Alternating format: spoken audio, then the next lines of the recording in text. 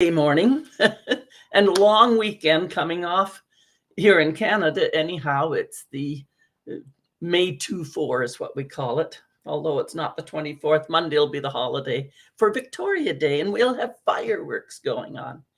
But today I wanted to follow up. Yesterday we talked about the judge. Here come the judge, here come the judge, no matter what was going in my mind. Oh, but you can't.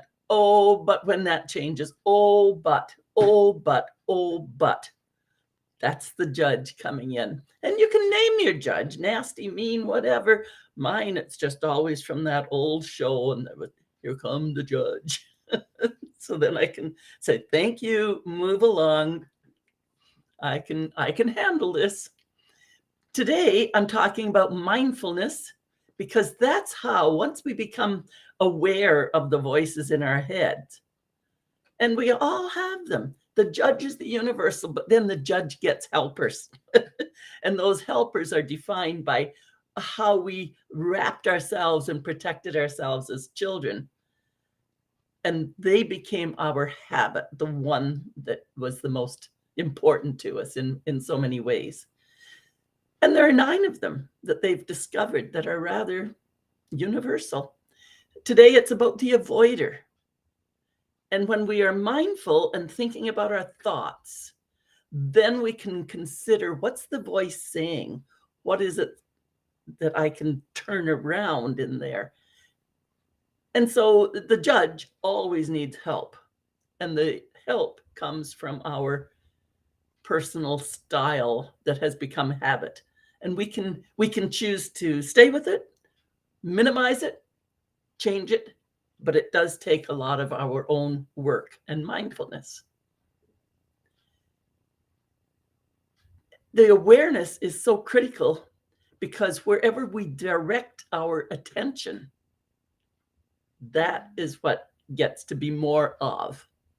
So you, I'm sure, know that when you had a child and you disciplined the child, the more you pushed on the child, the harder they rebelled. So what you were pushing out and giving attention, the more you were getting back. Positive, though, the same thing. The more you were loving, and even though you were firm, but it was loving and fair, the calmer the child became. Think about it. I find when I can reduce just about everything to, as a mother raising the children, or as a teacher working with the children are kind of pure, aren't they? What you get, what you see is what you get. And so it gives us a very simple way. That, I had puppy dogs all my life. Don't have one right now, but puppy dogs, the same thing. They sense and they feel. So what you give out is instantly back in your face, just like having a mirror at hand. So what we give attention to is what we get more of. So being aware of that, when it comes to the avoider, today is the avoider. Is there any time when you have told yourself, I just don't want to face that person, because I'm going to have to admit I made a mistake, or I'm going to have to admit I was wrong, or I'm going to have to have an argument with them because they can't be that way. I've got a boundary. They can't do those things to me. There's conflict coming. Any of those situations, and you want to run away. The avoider. We either want to avoid those thoughts in our own mind because we've done something and I just want it to go away. I just want to avoid it. I want to avoid any discomfort or any conflict. I want to just have the pleasant and the good. So if I can just deny that, run away from it and avoid it, surely it will go away. You know what happens when we avoid things and bury them? Right. When we bury them, that means they're waiting, because one day they're going to get uncovered and surprise us and come back and whack us. And we'll say, guess I should have cleaned up that mess right at the time, whether that was a mess in my mind or with another person, or recognizing circumstances aren't going to change till I choose to change them by going in reverse and changing what's here and then changing my action. We are such a bundle of interrelated, complex causes and relationships within ourselves, with others, and with the situation at hand.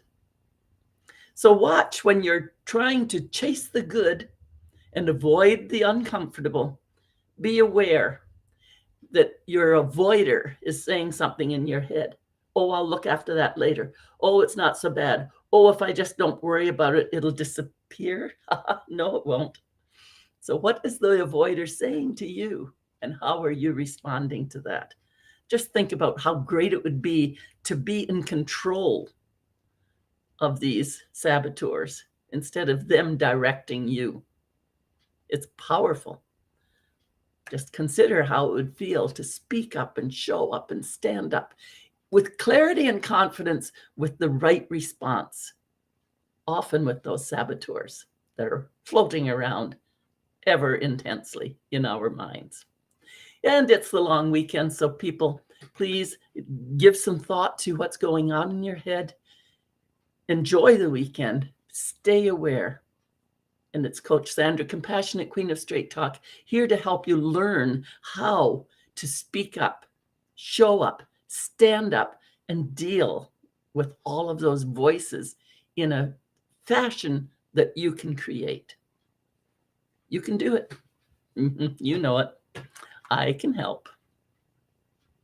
Where did that mouse go? Aha.